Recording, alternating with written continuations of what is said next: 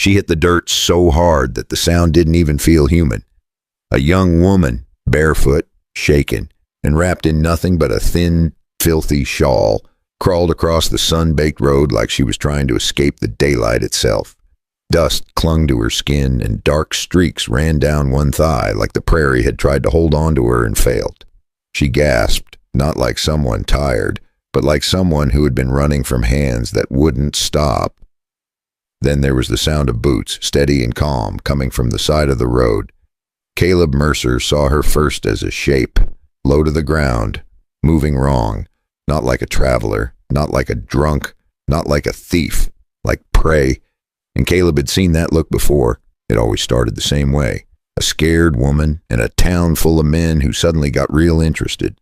He was 54, built like weathered oak, with a rancher's hands and a face that had learned to stay still in bad moments. People around Dodge City said Caleb kept his face calm because life had already taken enough from him. But he didn't look away when someone was being hurt. He'd been riding back from a water trough repair when he noticed the marks in the dust. Then he saw her. The woman lifted her head, and her eyes locked on him with a fear so sharp it looked like anger. Her breathing sounded like she was trying not to scream. Caleb slid off his horse fast. He kept his voice low. Easy, like you talk to a spooked mare. Miss. She flinched at the word like it hurt. Her fingers clenched the shawl tighter. As if it was the only thing keeping her from falling apart completely, Caleb raised both hands so she could see them. No trouble. Her throat worked, but no words came out. Caleb stepped closer, slow and careful. When he reached her, he crouched down, keeping his body between her and the open road. He could see her trembling now, not from cold, but from shock and pain. He reached for her elbow to help her sit up. The moment his fingers touched her, she jolted like he'd grabbed a hot iron. Don't touch that. Her voice was hoarse, cracked, and desperate. Not rude, not dramatic. Pure warning. Caleb froze. He pulled his hand back instantly. All right. I won't. She swallowed hard, eyes glossy, breath hitching. Her left arm shook as she tried to brace herself. And that was when Caleb saw it, a dark stain spreading under the edge of the shawl near her ribs. She moved like every breath cost her, a spot she'd been in guarding like a secret. Caleb's jaw tightened. He didn't stare. He didn't ask yet.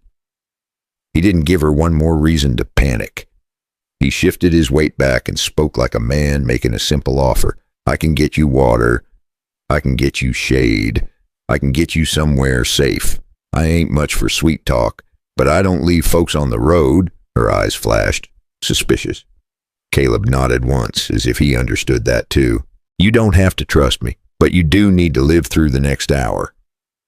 She looked down at her bare feet, then at the road behind her, then at the fence line, like she expected someone to rise out of the grass. Caleb followed her gaze. Nothing moved, but he knew what fear like that meant. He stepped to his saddle and pulled off his canteen, then set it on the dirt a few feet away from her, not forcing it into her hands. You can take it. I'm not coming closer. The woman stared at the canteen like it was a trap. Then her thirst won. She crawled forward, grabbed it, and drank so fast she choked. She coughed, wiped her mouth with the back of her hand, then clutched the shawl again like she'd forgotten how to hold anything else. Caleb watched the road, and Dodge City drew the kind of men who thought a frightened woman was easy to own. He crouched again, this time farther back, and spoke carefully. What's your name? She hesitated, like saying it might summon the person she ran from. Nora, she whispered. Caleb nodded. Nora? Caleb pointed toward his horse. I can ride you, but I'll do it the way you say. I'll keep my hands where you want them. You tell me what hurts. Nora's lips parted, and for a second she looked like she might cry, but she didn't. She just nodded once, stiff and terrified. Caleb moved with the kind of respect that isn't loud. He turned his body sideways, gave her space, and let her rise on her own, even when it nearly broke her to do it. When she swayed, he didn't grab her waist. He offered his forearm.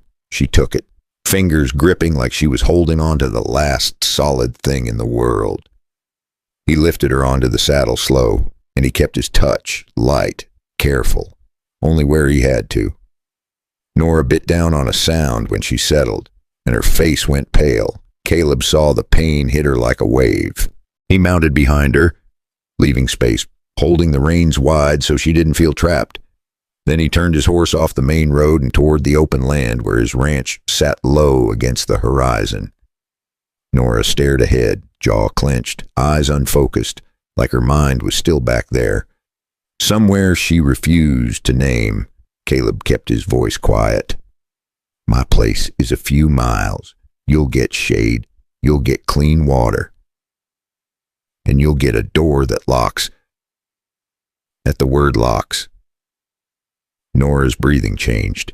It caught, then steadied, like she'd been holding her breath for days and finally remembered how to let it out. As the ranch came into view, Nora's shoulders tightened again. She whispered without looking back. If they're looking for me, Caleb answered without hesitation. Then they'll find me first. Caleb guided the horse around back, away from the road, away from curious eyes. He helped Nora down without touching the place she guarded, then walked her to the door. Inside, and it was cooler. Smelled like leather, coffee grounds, and clean pine soap. Boop. Caleb set a folded shirt on a chair just inside the bedroom doorway. A plain work shirt, big on her. Freshly washed, he faced the wall. Not her. Put that on. I'll be on the porch. Nora stood there for a moment, swaying, staring at the shirt like it was a miracle and an insult at the same time. Then she stepped inside and closed the door with shaking hands. Caleb walked out to the porch and scanned the distance. Eyes narrowed against the glare. He didn't like the way the road felt today. He didn't like the way Nora's fear looked practiced, and he didn't like that someone had hurt her badly enough that a simple touch made her recoil like a gunshot. He heard the soft creak of the floor behind him. Nora stepped out wearing his shirt. Sleeves too long, collar loose at her throat. The fabric swallowing her frame. For the first time, she looked like a person again, not a ghost on a road. Caleb turned his head just enough to meet her gaze. Nora, he said, tell me one thing. Who did you run from? Nora's mouth opened, then she closed it again, as if the name itself could drag her back. Her fingers clenched the hem of Caleb's shirt. Her voice came out small and broken. My sister's husband. Caleb's expression didn't change, but something in him did. A slow, cold shift, like a storm building behind a calm sky. Nora looked past him toward the road, eyes widening as if she'd heard something that wasn't there. Then she whispered the words that made Caleb's blood turn heavy. He's going to tell them I'm the criminal. Caleb stared out at the bright, empty land, and he realized this wasn't just a rescue.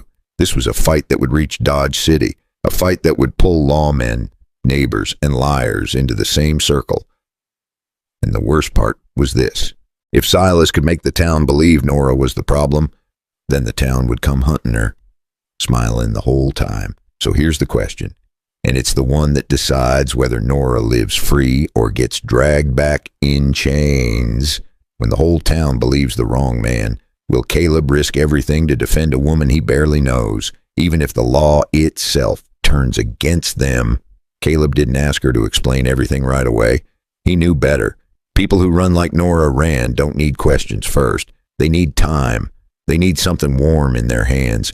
They need a door between them and the road. He set a chair near the table and poured water into a chipped mug. Not full, just enough that she wouldn't choke trying to drink it too fast. Nora sat slowly, like every movement had to be negotiated with her body. The shirt hung off her shoulders, too big, too clean, almost ridiculous after what she'd just been through. She wrapped one sleeve around her fingers like it was a rope keeping her steady. Caleb stayed by the window, not staring, just there. You hungry? He asked. She hesitated, then nodded once, not eager. Careful. Caleb pulled a pan from the stove and cracked 2 eggs. The sound made her flinch, not because of the noise, because sudden sounds meant something bad lately. He noticed. He slowed everything down after that. You're all right, he said. They're just eggs. Caleb sat across from her, but not close. He leaned back, hands open on his knees. "You don't owe me anything," he said. "Not your story. Not your thanks. That did it." Her jaw trembled. "Not much. Just enough." "I didn't plan to run," she said quietly. Her voice sounded like it had been scraped raw. Caleb nodded once. He didn't interrupt. He kept saying it was an accident. She continued, "That I misunderstood. That I should be grateful he still let me stay under his roof." Caleb felt his hands curl without asking permission.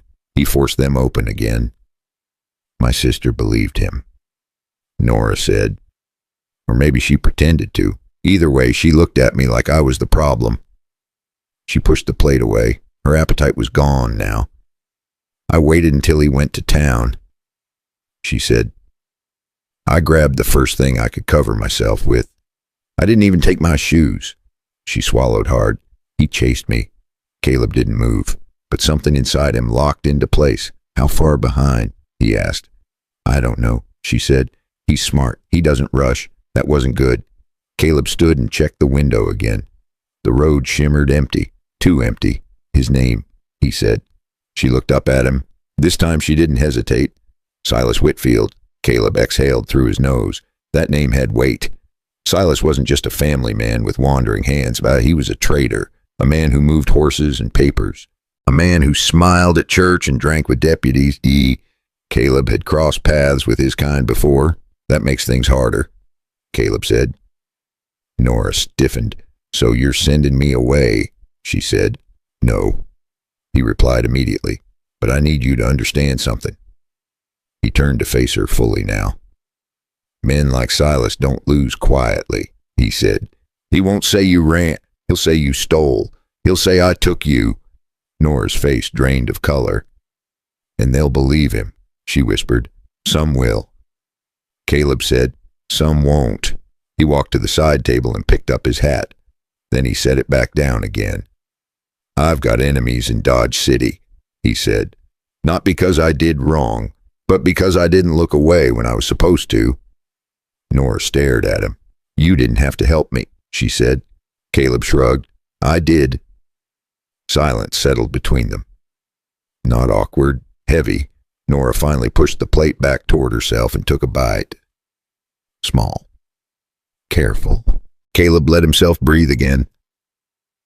"You'll stay here tonight," he said. "You'll lock the door." "I'll be on the porch." She shook her head. "I don't want you hurt," she said. Caleb smiled just a little. "That won't be your fault." He stepped outside, boots thudding softly against the wood. The sun dipped lower, painting the land gold and long shadowed. Caleb scanned the horizon. He knew the signs. Dust didn't lie. And then he saw it, far off. Just a smudge, a moving shape where the road met the grass. A rider. One rider could mean nothing, or it could mean everything. Behind him. The door creaked. Nora stood there, wrapped in his shirt, eyes wide. "I heard a horse," she said. Caleb didn't lie. So did I. The rider slowed, stopped, then turned away, as if satisfied with what he'd seen. Nora's hand flew to her mouth. "He knows," she whispered. Caleb's jaw set. "Yes," he said. "And now he'll tell the town a story."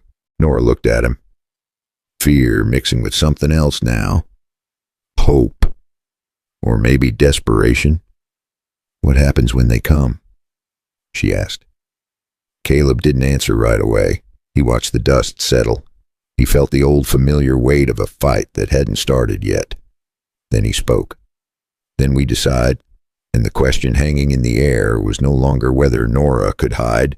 It was this: when Silas turns Dodge City against them by morning, will the truth be enough to stop a mob that thinks it's doing the right thing? Morning didn't come gently. It arrived hot, bright, and loud, like it always did around Dodge City in the summer. Caleb was already awake when the sun cleared the horizon. He hadn't slept much, not because of fear, but because his mind kept working through the same problem again and again. Nora sat at the small table inside, sipping coffee with both hands wrapped around the mug. She wore the same borrowed shirt, now rolled at the sleeves. Her hair was cleaner, brushed back, but her eyes were still alert. like she expected the walls to move. Neither of them pretended things would stay quiet. "They'll talk this morning," Caleb said. "Men like Silas never wait. He'd spread it through the right mouths." Nora nodded. "I know how he worked, Key," she said. "He tells the story before anyone asks for the truth." Caleb pulled on his hat and glanced toward the road. "If he's smart, he won't come alone. And if he's got money, he'll bring men to do it for him. A lie travels faster than a horse in this town." She looked up. "And if he's angry, then he'll bring friends," Caleb replied. He set a plate of bread on the table and slid it toward her. "Eat," he said. "You won't think straight on an empty stomach." Nora forced herself to take a bite. She chewed slowly, eyes drifting toward the window. "I never thought running would be the easy part," she said. Caleb gave a quiet chuckle. "Running usually is. It's the stopping that gets complicated." They rode into Dodge City just after mid-morning. Caleb took the side street, the one with fewer eyes and more dust. Nora stayed close, head down, hat pulled low. Still, it didn't take long. A man outside the feed store squinted at him. Another paused mid-sentence at the saloon door. By the time they reached the edge of the square, the looks had changed. One old cattle hand gave Caleb a small nod, like he still remembered who paid fair wages. But most folks didn't nod. Most folks leaned toward Silas, because Silas looked clean, and clean men felt easier to believe, not curious to judging. Nora felt it first. That shift in the air when people decide who you are without asking. "They already know," she whispered. Caleb nodded. "Or they think they do." They hadn't taken 10 steps more when a familiar voice cut through the noise. "There she is." Silas Whitfield stepped out from near the hitching rail. Clean shirt, easy smile, a hand resting casual on his belt. 2 men stood behind him, one grinning, one watching too closely. Nora froze, her breath caught. Silas spread his hands like a preacher. "Now, Nora," he said. "You really had folks worried." Caleb stepped half a pace forward. "She's not going anywhere," he said. Silas looked him up and down, slow and deliberate. "Well, now," he replied. "Didn't know you were keeping company these days." A few townsfolk drifted closer. Close enough to hear. Far enough to pretend they weren't listening. Silas shook his head sadly. "She took some things when she ran. Important things. And I reckon you helped her." "That did it." Murmurs rippled through the crowd. Someone muttered the word thief. Nora's hands curled into fists. "I didn't steal anything," as she said.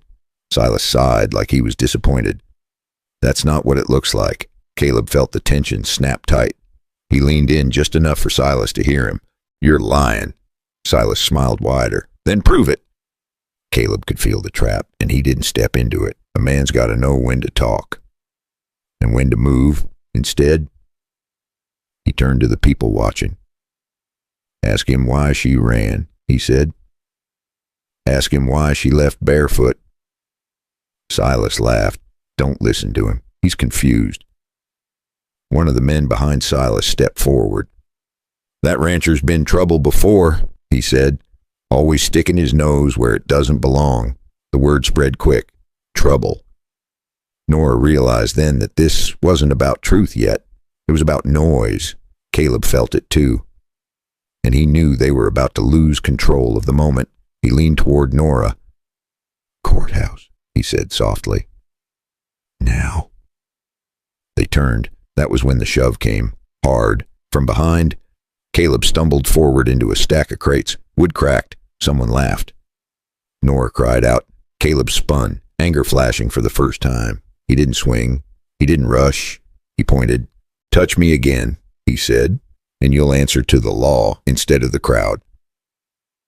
Silas raised his hands. "Easy," he said. "No need for that." But his eyes said something else. They moved fast then.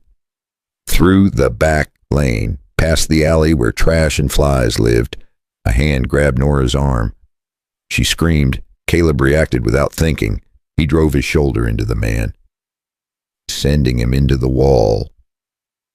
The man slid down, stunned, Breath gone, Caleb grabbed Nora's hand. "Run!" They burst out near the livery barn. A woman stepped out of a doorway and froze. Then she saw Nora's face. Inside, the woman said, "Now, they didn't argue." The door shut behind them. A bolt slid home. Inside, the noise of the street dulled. Nora leaned against the wall, shaking. "They were going to take me," she said. Caleb nodded. "Yes." He wiped his hands on his trousers. "Which means we're past pretending." Outside, voices rose, angry, confident. Silas was telling his story, and people were listening. Caleb looked at Nora. "We do this right," he said, "or we don't walk out at all." She met his gaze. "I'm not running again," she said. That earned her a small smile. "If you're enjoying this, subscribe, because what happens next won't stay inside that barn." The bolt on the barn door rattled again. Not hard. Not yet. Just enough to let them know the voices outside weren't going away. Nora stood with her back to the wall, arms wrapped around herself, breathing shallow. Her eyes followed every sound, every footstep, every scrape of leather outside. Caleb stayed near the door, one hand resting flat against the wood, feeling the vibration of the crowd through it. He'd been in tight spots before. This was a town deciding what kind of story it wanted to believe. "Don't answer," Caleb said quietly, "no matter what they say." Nora nodded. Her throat was too tight for words. Outside, Silas's voice carried clear and calm, the same voice that had fooled half the church every Sunday. "She's scared," Silas said, confused. And that old rancher's filled her head with nonsense. A man laughed. Another spat. Caleb closed his eyes for a second. He knew this tone, the sound people make when they've already made up their minds. Then came a new voice, female, firm. That girl didn't look confused to me. The barn went quiet. Caleb opened his eyes. He knew that voice. Mrs. Klein, the boarding house owner, a woman who had buried 2 husbands and learned to trust her own eyes. She looked hurt. Mrs. Klein continued, "And she didn't come running to me like someone chasing trouble." Silas chuckled softly. "Now, Martha," he said, "you've always been kind, but kindness doesn't mean judgment." Caleb felt the shift, small but real. Nora noticed it too. She leaned closer. "Is that good?" she whispered. "It's something," Caleb said. The bolt rattled again, harder this time. "Open up." A man called. "We just want to talk." Caleb snorted under his breath. He leaned close to the door. "Talking doesn't start with shoving," he said. A pause, then Silas again. "Lower now, colder." "You're making this worse," he said. For her. Nora flinched. Caleb turned and met her eyes. He shook his head once. Slow. Steady. "That's what he want," he said softly. "To make you feel guilty for surviving." A shout rose from the edge of the crowd. "Sheriff's coming!" That stopped everything. Boots shuffled, voices dropped. Caleb exhaled. Not relief. Preparation. Sheriff Doyle stepped into view outside the barn door, a tall man with tired eyes and a badge that felt heavier every year. And he didn't look at Silas first. He looked at Caleb, like he already had a file in his head with Caleb's name on it. "What's going on here?" Doyle asked. "And why is Caleb Mercer in the middle of it again?" Silas answered fast. "She ran off. Stole from me. Now he's hiding her." Doyle looked at the door, then at Silas. "Open it," he called. Caleb didn't move right away. He waited. "For the record," Caleb said. "We're going to the courthouse." Doyle raised an eyebrow. "That your idea?" "Yes," Caleb replied. A pause. Then the door opened. Nora stepped out first. Slow, head high. The crowd went quiet again. She looked different now, cleaner, calmer, but still shaken. Silas's smile faltered for just a second. Doyle noticed. Doyle looked Nora up and down. "Where'd you come from?" he asked. "And why are you dressed like you ran through a thicket?" Nora swallowed. "'Cause I did," she said. Doyle's eyes narrowed. "Say it plain," he said. Nora held her chin up. "He wouldn't stop putting his hands on me," she said. "And when I said no, He said no, didn't matter. Silas scoffed. She's twisting it. Doyle turned his head toward Silas. Then tell me this, he said. What papers did she take? Silas opened his mouth. Then he shut it again. Just a beat too late. Caleb saw it. So did Doyle.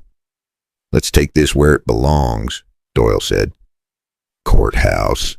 The word cut through the crowd like a knife.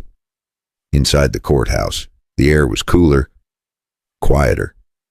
Doyle sat. Silas paced. Nora stood beside Caleb, hands trembling but not backing down. Doyle looked at her. Why did you run? He asked. She swallowed. Because he wouldn't stop, she said. Silas laughed. There it is. Stories. Doyle didn't laugh. Where are the papers? Doyle asked Silas. Silas's smile tightened. Safe, he said. Caleb spoke up. Sheriff, he's not here for missing papers. He's here to drag her back before she talks. Doyle frowned. You got proof? He asked. Caleb nodded once. Not enough by itself, he said, but enough to point you where to look. Ask him about his ledger. Watch his face. Doyle looked at Silas. Do you keep a ledger? He asked. Silas laughed too quick. That's business, Sheriff. Doyle didn't laugh back. Answer the question, he said. Silas straightened. You don't know what you're talking about. Caleb met Doyle's eyes. I know enough. Doyle leaned back. We'll see. He stood. I'm not promising you anything today, Doyle said, but I am promising this. If Silas is lying, I'm going to find where he hides the truth. Silas's face darkened. Nora let out a breath she'd been holding since the road. But Caleb didn't relax, not yet, because men like Silas didn't crumble in public. They waited. And as they stepped back out into the sunlight, Caleb caught the look Silas gave Nora. It wasn't anger. It was promise, and that made one thing clear. The real fight hadn't started yet. So here's the question that keeps the ground from feeling steady when a man like Silas loses control in daylight. What will he do once the sun goes down? Caleb didn't like the way Silas looked at Nora on that courthouse step. It wasn't just anger. It was ownership. Like he was already planning his next move. Caleb kept Nora on his left as they walked off the square, not tugging her around, just close enough that anyone watching would understand she wasn't alone. Sheriff Doyle stayed back, talking low with a clerk. The kind of talk that meant paperwork was coming. The crowd drifted away in pieces, still hungry for drama. Still pretending they weren't. Nora finally let out a breath. I thought he was going to smile and they'd all clap, she said. Caleb gave a dry little laugh. He still might. They stopped near the hitching rail. Caleb checked the street like a man counting exits. Are we going back to your place? Nora asked. Yes, Caleb said. Not because I want to hide, because I want you alive long enough to tell the truth. That landed. Nora's face tightened. Then she nodded once. The ride back felt longer than the ride Not because of distance, because Nora kept turning her head, listening for hooves. Caleb tried to keep his tone plain and steady. Doyle's going to make noise if he can do it without the town turning on him, he said. Silas hates noise he didn't start. Nora stared out at the grass. He'll come tonight, she said. Caleb didn't argue. He just nodded. He'd been thinking the same thing at the ranch. Caleb didn't send her inside right away. He walked the perimeter first, checked the fence line to check the barn door, checked the windows like the glass might warn him. Then he brought her in and set another mug of water on the table. You can sleep in the back room, he said. I'll take the chair. Nora blinked. You don't have to do that, Caleb shrugged. I'm old, he said. I sleep poorly in beds anyway. That almost got a smile out of her. Almost. He lit one lamp, not two. Too much light at night could turn a house into a target. Nora noticed everything, even that. You've done this before, she said. Caleb sat down slow. I've lived out here a long time, he replied, and I've met men who don't hear the word no. Nora's fingers tightened around the mug. You believe me, she said. Caleb looked her straight in the eye. I believe what I saw on that road. For a moment, the house was quiet enough to hear the windmill, the steady creak like an old clock. Then Nora spoke again, softer. There's something else. Caleb waited. He kept saying, I took something, she said. And he's not wrong. Caleb's posture changed, just a little. Not suspicion. Attention. Nora swallowed. I didn't take it to sell, she said. I took it because it scared me. Caleb leaned forward. What did you take? Nora shook her head fast. I don't have it now, she said. I didn't even know I still had it until I ran. It was in my shawl. Caleb kept his voice calm. In your shawl, how? Nora hesitated, then reached under the edge of the work shirt and pulled out a small, folded scrap of paper. Not a letter, more like a torn corner. Old ink, a smudged stamp. It fell out when I was changing, she said. I almost tossed it, she said. But I didn't, because I knew it mattered. Even if I didn't understand it yet, Caleb took it carefully, like it might bite. He studied the ink, then the stamp. His eyes narrowed. That's not a love note, he said. Nora let out a shaky breath that sounded half laugh, half sob. No. Caleb turned the scrap over. There was a number written there, and a set of initials S.W. Caleb felt his stomach drop. Not fear. Recognition. This looks like part of a ledger page, he said. The kind traders use. Nora's voice got smaller. He kept a big book in his office, she whispered. He'd open it at night and tell my sister it was church accounts. But it never sounded like church. Caleb nodded slowly. 'Cause it wasn't. He kept his records where nobody could see, Nora said. I once saw him lift a loose board in his office. He's checked it ever since, like he's afraid it'll vanish. Nora looked up. You think that's why he's so desperate? She asked. Caleb didn't answer right away. He stared at the stamp. Then he spoke like a man connecting dots he didn't want connected. If Silas is moving horses he doesn't own or shifting debt onto other folks, that book is his life, Caleb said. And if you can point the law to it, he's done. Nora's shoulders sagged. So he'll do anything to get it back, she said. Caleb nodded. Yes. Outside, the night settled in. Cricket started up. The kind of sound that usually meant peace. Tonight it sounded like waiting. Caleb stood and walked to the window. He didn't pull the curtain. He just looked through the corner like an old habit. A shadow moved near the fence line. Not a deer. Too straight. Too careful. Caleb spoke without turning his head. Get to the back room, he said. Lock it. Nora's face went pale. Is it him? She asked. Caleb kept his voice low. It's somebody. Nora moved fast, quieter than Caleb expected. She shut the back door of the room with a soft click. Caleb reached under the table and took out a short shotgun. Not flashy, not dramatic, just a tool out here, like a shovel. Footsteps came up the dirt, slow and sure. More than one set. Caleb heard leather. Heard quiet laughter. Heard the kind of confidence that comes in a group. Then came the knock. Not on the front door, but on the side window frame. 3 taps. Polite on purpose, like the devil trying to sound civilized. Then a voice. Caleb? Silas? Caleb didn't open anything. Nora heard another voice outside, low and chuckling. One word. Boss, and we go in. Caleb lifted the shotgun a little higher. He aimed it up, not at a man, but at the night. The shot cracked like a whip, and the coyotes went quiet. A second shot answered from the dark, fast and ugly. It clipped the porch post and sent a splinter across Caleb's hand. He didn't flinch, but the sting told him this wasn't just talk anymore.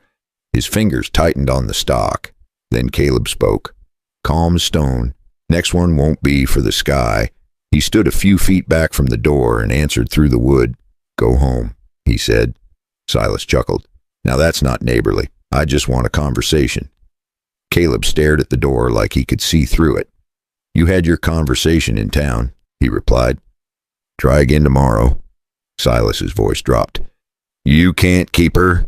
Caleb felt his grip tighten. I'm not keeping anyone, and he said. She's here because she chose to be... A pause. Then Silas spoke soft, almost kind. You know what folks will say about you, he murmured. You know what they'll say about her. Caleb's jaw set. Say it to the sheriff." Silas sighed like he was disappointed. Then his voice turned sharp. "If that girl walks into court with a story, I'll make sure she never walks out again." Caleb's blood went cold, because that wasn't bluffing. That was a man letting the mask slip.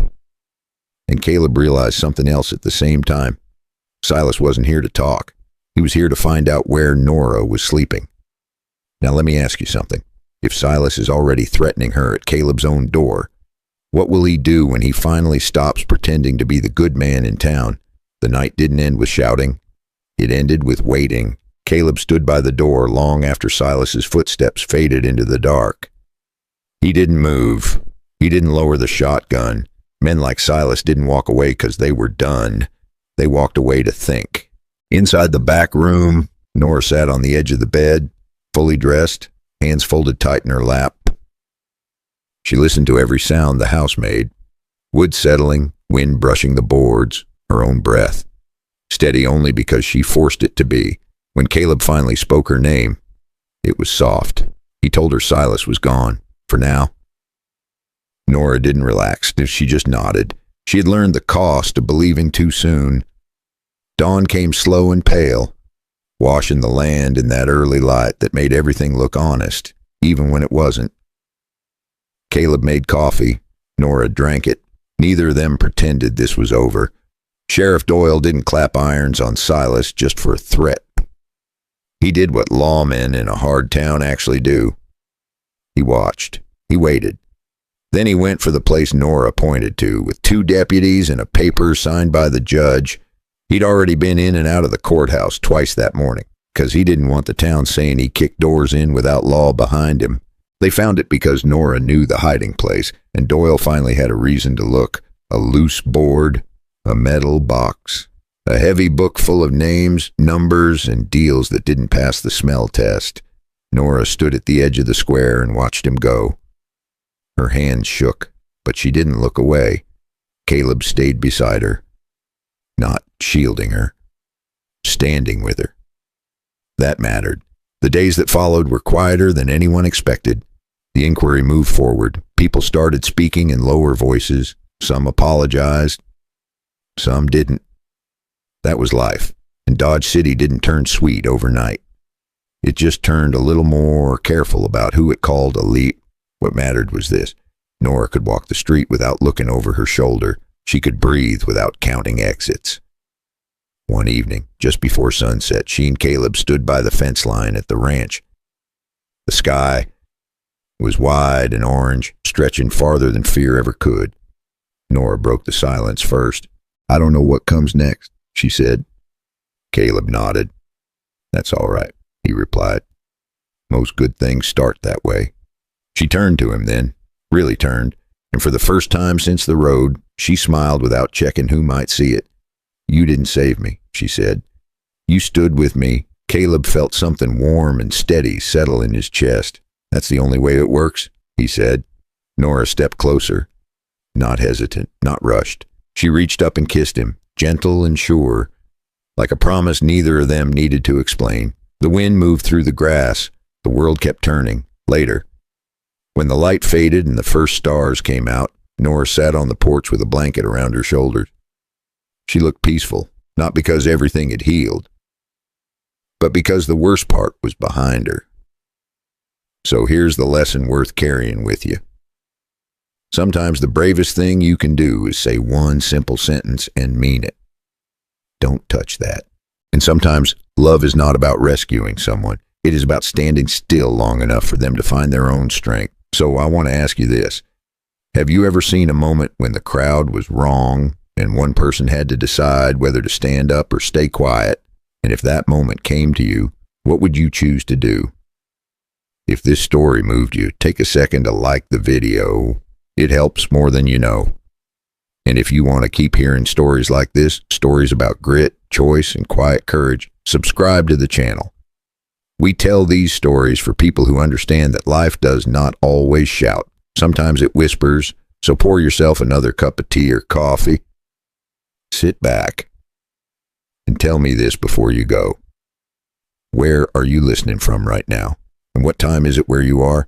Because somewhere out there, Someone else is standing at a crossroads, and maybe this story is exactly what they needed to hear.